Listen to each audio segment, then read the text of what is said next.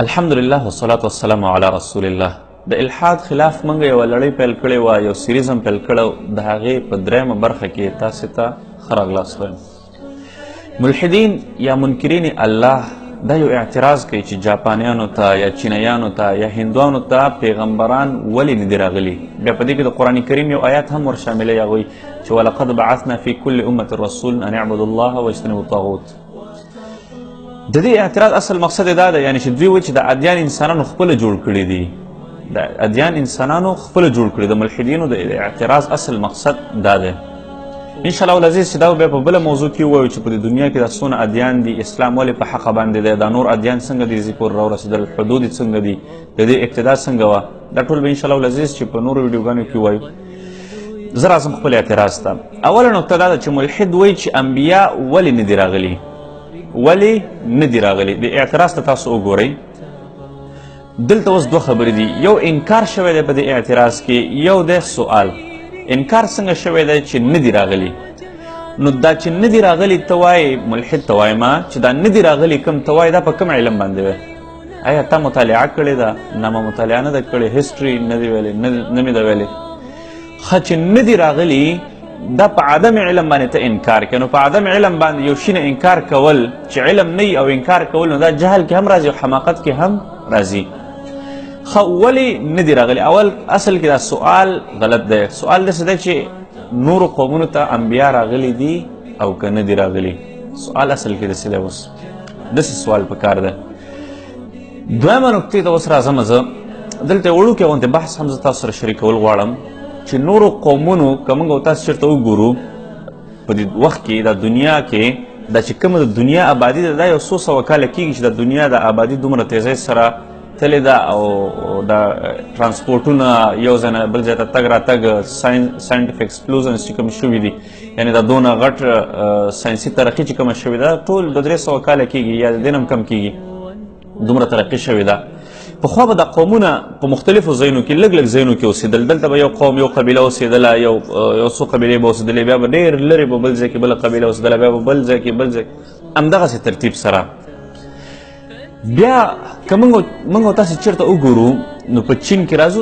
مثال د خبره، دا خبره د مثال په طور باندې کوو. په چین کې که موږ او تاسې وګورو اوس کمیونزم زیات دی، دې نه مخکې بودمت مذهب و، همدغسې په جاپان کې بودمت مذهب و. دغسې که موږ تاسې چېرته وګورو په هند کې چې دا کوم اوس هندویزم دی یا هندوان دي یا سیکان دي، سیکان خو خیر 1400 یا 1500 شاوخوا کې راغلي دي عیسوي کې، د دې نه مخکې سیکان نه و. البته دا هندویزم که موږ تاسې چېرته وګورو نو دوی ټول یو مذهب لري، یو دین لري، او دا دینونه په بتپرستي باندې بنا دي. زه دلته دا وړوکی بحث کوم، دا یو علمي بحث دی، بیا نور دغه سوال جواب نور مخ په وړاندې بوځو. دغه دا چې کوم موږ تاسو دا نور دینونه ګورو دا په بتپرستي باندې، په شرکیاتو باندې بنا دي. اکثریتي که موږ تاسو ګورو که په چین کې دي، که په سریلنکا، نیپال او دې اړخونو ته دي، که برما اړخونو ته دي، که مثال د خبرې موږ تاسو په هندوستان کې وګورو هغه هم ټول په شرکیاتو باندې ولاړ دی. که دغسې نورو ځایونو کې موږ تاسو ګورو اکثریتي منطقو کې دا مذاهب نن سبا اکثره حتی تر دې پورې چې کرسچینټي یا عیسیت چې کوم دی، نصرانیت چې ورته وایي، هغه هم اکثره نن سبا وخت کې په څه شي باندې ولاړ دی؟ په شرکیاتو باندې ولاړ دی. د تثلیث عقاید دي پکې، د سنټ پال او داسې نورو خلکو پادریانو عقاید پکې شامل شوي دي. نو دا چې کوم قومونو کې دا کوم ادیان دي د بتپرستي، د دې ټولو د تاریخونو نه داسې معلومیږي چې د دې ټولو ابتدا اول د یو خدای نه شوې ده، د یو الله نه شوې ده. څنګه شوې ده؟ زه د خپلې خبرې وضاحت کوم په دلیل سره. دا داسې شوې ده چې د دې ادیانو د ابتدا په باره کې یو څو نظریات دي، تقریبا 1400 شاوخوا پورې نظریات دي. یو پکې د مسلمانانو یا د مذهب منونکو ده، یو پکې د ملحدینو ده، د مارکسیزم والو ده، دغسې نورو خلکو ده. مسلمانان دا وایي چې آدم علیه السلام الله تعالی پیدا کو، هغه نبي و، وحي ورته راغلی ده، انسانیت چې د انسانیت دپاره احکامات را جاري کړي دي. ملحد وایي چې نه، موږ اول حیواناتو شادوګانې و، بیا انسانانو ته دغه شو، نو وایي دا مذهب چې کوم دی دا انسانانو د ځان نه جوړ کړی دی. او دغه نظریات لکه څنګه چې د انسانانو د ابتدا نظریه چارلز ډاروین پیش کړې ده، همدغسې د مذهب د ابتدا نظریه چې دی، کیدای شي ډېرو پښتنو ملحدینو ته هم دا معلومات نه وي، دا ورته موږ ښایو. د مذهب د ابتدا د نظریه چې کوم دا چا جوړه کړې ده جولین هکسلی په نوم باندې کس دی او هغه یو کتاب لیکلی مین ان دی ماډرن ورلډ مین ان دی ماډرن خپل ایولیوشنری بایولوجست دی او په دغه خپل کتاب کې 132 نه تر 135 پورې صفحه باندې په همدغه خبر باندې بحث کړی دی مین ان دی ماډرن ورلډ کتاب دی نو دی وایي چې اول سر کې به د کلو کې جادو وه جادو به کوله یو جادوګر به بل جادوګر به بل جادوګر به وایي د دې جادوګرانو د کمالاتو ته به خلکو وکتل نو هغوی ته خدایه ویل شروع کړل بیا چې د دیوتاګان پکې راغلل بیا نور شیان بیا وایي همدغسې دا ارتقا کېدله اوس دا خبره یو خدای ته رارسېدلې د عیسایانو د یهودیانو د مسلمانانو یو خدای دی اوس یعنې داسې ارتقا پکې شوې څنګه چې په ساینس کې د چارلس ډارون د نظریې خلک خلاف دي ساینسدانان محققین حق پرسته همدغسې د تاریخ په موضوع کې د جولین هکسلی خلاف دي خلک څنګه چې هلته هغه دروغ دي دلته دا دروغ دي محققین وایي په دلیل سره دا خبره کوم زه اوس تاسو ته څنګه خلاف دي اکثره بلکې ټول محققین یا زیاتره 90% محققین په دې باندې متفق دي چې اول سر کې یو خدای و د ټولو دنیا د انسانانو یو خدای ومنو بیا د وخت سره چې دی د الله تعالی هغه صفات چې د خلکو د الله تعالی نه بیلول او نور بوتان به جوړول نور شخصیات او نور ذهن نو هغې چې د نور خدایان جوړ کړل خلکو او په حقیقي ادیانو کې تحریف وکړه د دې خبرې ذکر چېرته راځي په قرآن کریم کې ود یعوث ویوقع نصرا وقد اضلوا کثیرا کنه هغه سورة نوح کې راځي چې هغوی نه شرک شروع شو همدغسې که چېرته موږ او تاسې عیسایت وګورو عیسایت اول په یو خدای باندې یقین کو د هغې نه بعد چې دی سنټ پال پکې راغی هغه شرکیه عقاید پکې ور شامل کړل د دې تاریخ عیسایت د مذهب دا تاریخ چې کوم دی د اګسټ فلیبون راوړی دی ویلز راوړی دی همدغسې دکتور سفر په خپل کتاب کې چې دی اول سر کې په دې باندې بحث کړی دی د خبرې مقصد مې دا دی چې اول سر کې دا کم ادیانو په چین کې په جاپان کې په هند کې په هر ملکو دا چې کوم ممالکو کې شرکیه ممالک دي اکثره دا اوس چې دی پکې دا الحاد راغلی دی یا دا کمیونیزم پکې راغلی دی د دې نه علاوه نور په دې اکثریتي ممالکو کې شرکیه عقایدو یا شرکیه مذاهبو د دې ټولو ابتدا د یو خدای نه شوې ده په دې باندې زه تاسو ته یو څو حوالې در کوم که موږ تاسو وګورو د لینګډن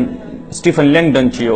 هغه یو تقریر یو اډرس کې خپلوي او هغه یو محقق دی آرکیالوجست دی او په آثار قدیمو باندې تحقیقات کړي دي په سکاټسمین کې دغه آرټیکلز راغلی باقاعده هغه وایي چې دا ټول یو خدای سره تعلق لري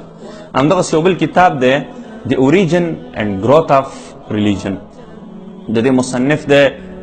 پروفیسر شمیټ په نوم باندې هغه په خپل کتاب کې 242 نمبر صفحه باندې د دې خبرې ذکر کړی چې دا ټول پخوا یو خدای و د خلکو چې د بیا دغه صفات یې بل کړي دي نو هغې نه ډېر خدایان جوړ کړي دي او بتپرستي او شرکیات پکې عام شوي دي همدغسې یو بل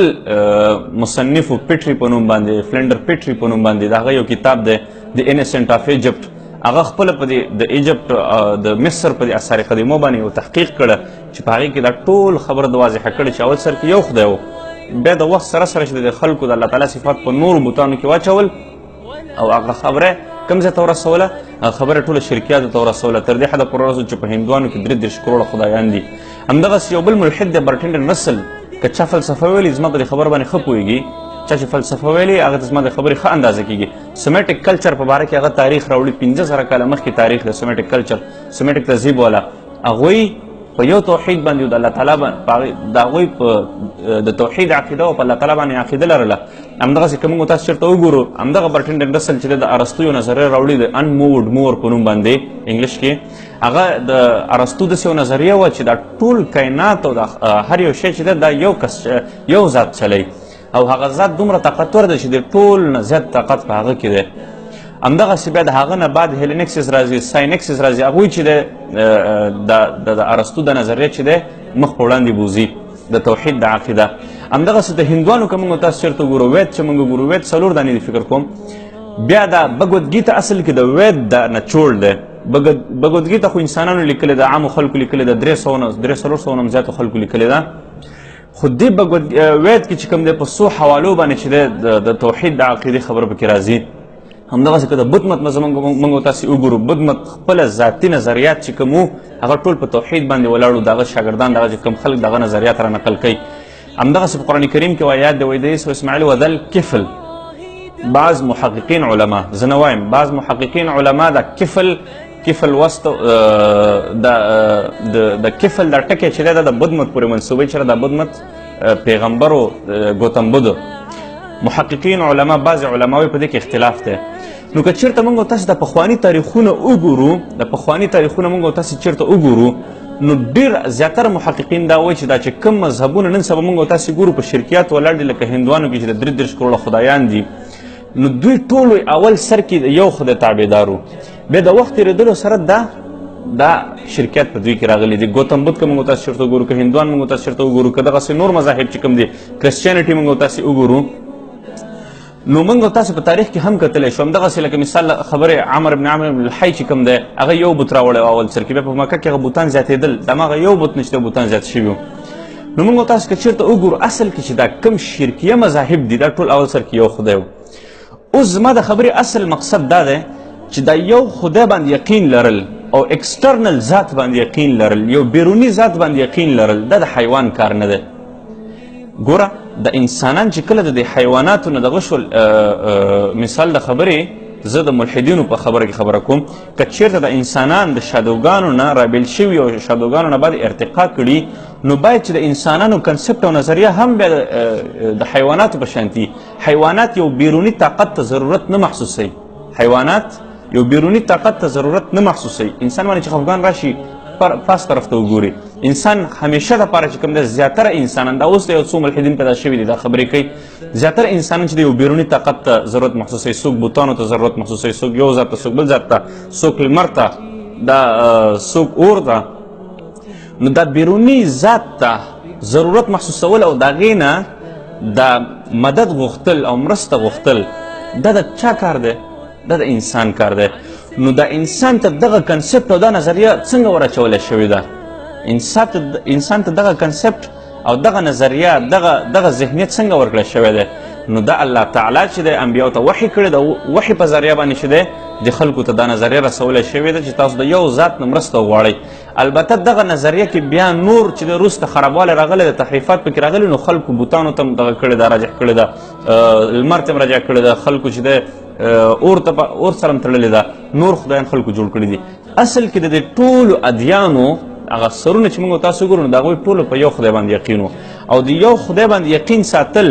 دا د چا کار دی دا یو خاص کنسپټ یو ذهنیت غواړي ذهنیت د چا کار دی د ذهنیت د انسان کار دی او د کوم انسان کار دی هغه انسان چې کوم انسان ته ور اچولی شوي په ذهن کې دا خبره په فطرت کې ورته اچولی شوي نو معلومیږي دا چې کوم مذاهب دي په هند کې کوم دي په چین کې کوم دي په جاپان کې کوم دي همدغسې امریکا خو چې دی دا خو اوس دریافت شوي دی نه مخکې چې هلته کوم انډینز اوسېدل انډیز والا اوسېدل په هغې کې چې دی بعض قبایل دي راغلي دي اوس یو څه خلک په نیپال کې شته دی ماو ورته وایي یا موجای ورته وایي د هغوی ټوله توحید عقیده وه د هغوی ټولو د توحید عقیده وه پخوا مورخینو لیکلي دي زه دا خبره نه کومه نو اوس موږ او تاسې که چېرته وګورو دغه چې دا ټول کوم مذاهب دي شرکیات په دې ممالکو کې کوم دي نو د دوی ټولو ابتدا څه شی وه د یو خدای وه یو خدای د چا کارو یو خدای د نظریه ورکول د چا کارو د نبي کارو نو معلومیږي دا چې د ټولو ته انبیا راغلي دي او تاریخ نه هم دا ثابتیږي چې د ټولو ته انبیا راغلي دي او البته موږ سره اوس هغه تاریخونه په مسلم انداز کې نشته ده نو ځکه موږ انکار هم نشو کولی او اقرار چې موږ کوو نو اقرار موږ کولی شو راځو درېیمې نکتې ته چې د قرآن کریم کې دا کوم نومونه د انبیاو راغلي دي نو دا ټول هغه انبیاو دا ټول هغه خلک چې هغه عمل ته نږدې عربو سرونو د عربو په تجارتي لارې وي تجارتي قافلې به وي په هغه ځایونو باندې به تللې هغه آثار به لیدل نو د هغې خلکو ذهنیت هم جوړولو داسې خو نه ده چې قرآن کریم یوازې د 1400 زمانې نه بعد خلکو دپاره راغلی نه قرآن کریم د هغې وخت د خلکو دپاره هم راغلی دی اوسني خلکو دپاره هم راغلی دی نو په هغې وخت کې هم قرآن کریم چې دی هغه انبیاو ذکر په دې هغې خلکو دپاره کړی چې هغه خلک به په هغې وخت کې تلل هغه لارو سره به واسطه وه څلورمه نمبر خبره دا ده چې قرآن کریم هغه انبیا ذکر کړي چې کومو انبیاو پورې غټ واقعات منسوب وي په هغې کې حکمتونه منسوب وي د عذاب نه ویرېدل لکه د قوم عاد د قوم سمود مثال د خبرې د ابراهیم علیه السلام یا د نمرود یا مثال د خبرې د موسی علیه السلام د فرعونیانو هغه غټ بحثونه پکې موجود یا د نوح علیه السلام چې کوم موږ تاسو ته یو عبرت ګرځېدلی شي او د یو هدایت سبب ګرځېدلی شي پنځم نمبر خبره دا ده چې هدایت په تعداد د انبیاو باندې نه ده چې دا کومو قومونو ته انبیا راغلي دي مثال د خبرې نو ضروري نو هغه وخت کې د هدایت هغوی ته چې دی په تعداد د انبیاو باندې نه و. ډېر قومونه داسې راغلي دي چې په هغې کې به یو قوم کې به 300 انبیان راغلي وو، هغوی به د خپل نبي خبره نه منله. شپږم نمبر خبره دا ده چې رسول الله صلی الله علیه وسلم اخري نبي و، او اخري نبي انشاءالله العزیز چې په دې باندې به بله ویډیو جوړه کړو چې ولې اخري نبي و، اخر کې ولې یو نبي راته، ډېر نبیان ولې نه دي راغلي. اخري نبي و نو هغه د خپلو ملګرو په ذریعه باندې صلی الله علیه وسلم او په خپل جدوجهد باندې دا ټوله دنیا ته اسلام رسولی دی. واخر دعوانا الحمد لله رب العالمین.